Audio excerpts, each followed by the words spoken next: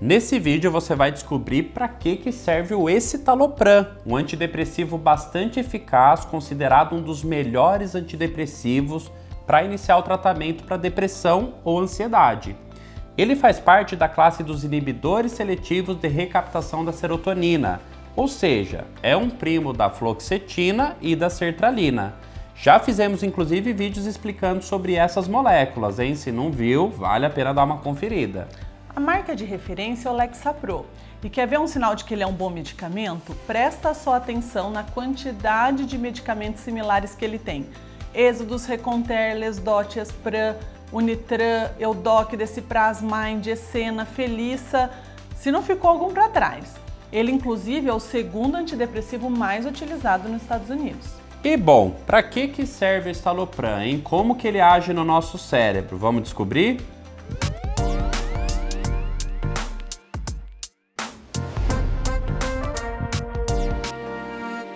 Pessoal, tudo jóia? Eu sou o Dr. Saulo, médico neurologista. Eu sou a doutora Maria Fernanda, médica psiquiatra, e vamos lá então falar um pouquinho sobre o escitalopram. Para começar, ele é um antidepressivo, mas ele serve para tratar uma série de condições psiquiátricas, como por exemplo transtornos de ansiedade e toque. Calma que a gente vai explicar tudo direitinho nesse vídeo. Ele é um remédio controlado aqui no Brasil, ou seja, a gente precisa da receita dupla do médico para compra. Portanto, ele é tarja vermelha. E aí aqui vem a primeira informação valiosa. Já que ele não é tarja preta, significa que ele é um remédio que não cria dependência, ele não vai viciar a pessoa. E nem é um remédio que o corpo vai acostumar com o tempo e perder o efeito, que é o fenômeno que a gente chama de tolerância. O motivo pelo qual o escitalopram é tão popular é o fato de que os efeitos colaterais dele são bem menores do que muitos outros antidepressivos vendidos pela indústria farmacêutica e a eficácia dele é muito boa. Para entender o mecanismo de ação do escitalopram, precisamos primeiro te explicar como é que nosso cérebro funciona, algo até que a gente já citou nos outros vídeos de medicamentos. Vamos lá! Uma das várias causas dos transtornos psiquiátricos envolve justamente um desequilíbrio químico entre os neurotransmissores do nosso cérebro. Veja, temos as células do sistema nervoso central, que são os neurônios, mas essas células não se encostam, existe um espaço entre elas chamado de fenda sináptica. Então, uma das formas que os neurônios utilizam para se comunicar um com os outros é através da liberação dessas substâncias químicas chamadas neurotransmissores. Serotonina, noradrenalina, dopamina, GABA, acetilcolina, histamina, etc. Quando o nosso cérebro produz mais ou menos do que deveria desses neurotransmissores, eu tenho sintomas e, portanto, os transtornos psiquiátricos ou alguns neurológicos aparecem. No geral, um neurotransmissor é liberado e ele vai se encaixar no outro neurônio como se fosse uma chave numa fechadura, né? Aqui seria então a comunicação entre eles. E depois ele é novamente reabsorvido, ou como a gente costuma falar, recaptado pelo neurônio que o liberou. Então, de uma maneira geral, os antidepressivos agem sobre alguns tipos de neurotransmissores. Como cada neurotransmissor tem uma ação específica sobre os neurônios, diferentes tipos de antidepressivos podem ter ações diferentes sobre os sintomas. Então, quando dizemos que o escitalopram é um inibidor seletivo da recaptação de serotonina, é porque ele age principalmente aumentando a ação da serotonina, que é o principal neurotransmissor envolvido ali no caso da depressão. Isso quer dizer então que ele vai inibir a recaptação da serotonina pelos neurônios e aí dessa forma ele aumenta a concentração dela na fenda sináptica, aquele espaço entre eles, e assim então ele aumenta a concentração dela no nosso cérebro. E não só isso, ele também ocasiona uma mudança na membrana nos neurônios, principalmente no receptor que a gente chama de 5-HT1A, que aí vai ser o responsável pelos benefícios aí da medicação. E bom, para que serve a serotonina? Esse neurotransmissor, ele age sobre a regulação do humor, das emoções, do sono e do apetite.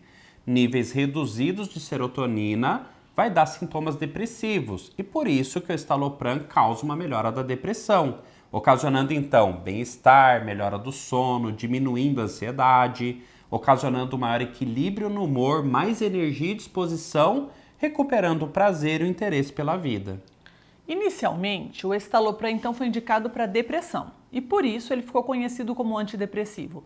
E aqui ele serve tanto para tratamento da crise aguda de depressão, quanto para manutenção, ou até prevenção de uma nova crise, né? Ele, inclusive, é considerado um dos antidepressivos mais eficazes e rápidos para tratar a depressão. Com o tempo, foi se observando que ele atuava também em outras condições psiquiátricas, como os transtornos de ansiedade. Então, ele tem indicação também para o transtorno de ansiedade generalizada, para a síndrome do pânico e para a fobia social, e também para o transtorno obsessivo-compulsivo. Mas além dessas indicações, nós temos as indicações chamadas off-label, ou seja, elas não constam na bula, mas possuem uma eficácia muito boa na prática clínica e inclusive já foram confirmadas por estudos.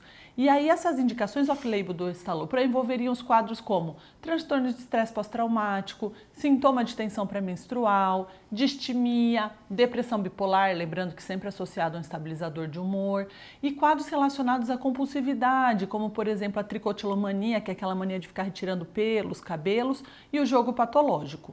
Pois bem, para a neurologia a gente não tem um uso tão grande do estalopram assim, mas alguma outra coisa pontual. Nós percebemos, por exemplo, que estalopram pode ser emprestado também para a chata e terrível da TPPP, a vertigem fóbica. Não é, confesso, um remédio que costuma ter muito papel nessa doença, mas pode ser uma das opções. Pois bem, e agora uma dúvida muito comum sobre ele. Qual que é a diferença do escitalopram pro citalopram? Eles são substâncias muito parecidas, mas o escitalopram é, na verdade, um metabólito do citalopram, uma parte dele já purificada, e por isso que ele tende a ser mais eficaz e com menos perfil de efeitos colaterais do que o citalopram, seu primo antigo. Mas isso não quer dizer que se você usa o citalopram, você deve correr agora e trocar pelo estalopram, não é isso que a gente quer falar. Se ele te faz bem, o citalopram, não tem por que mexer nele.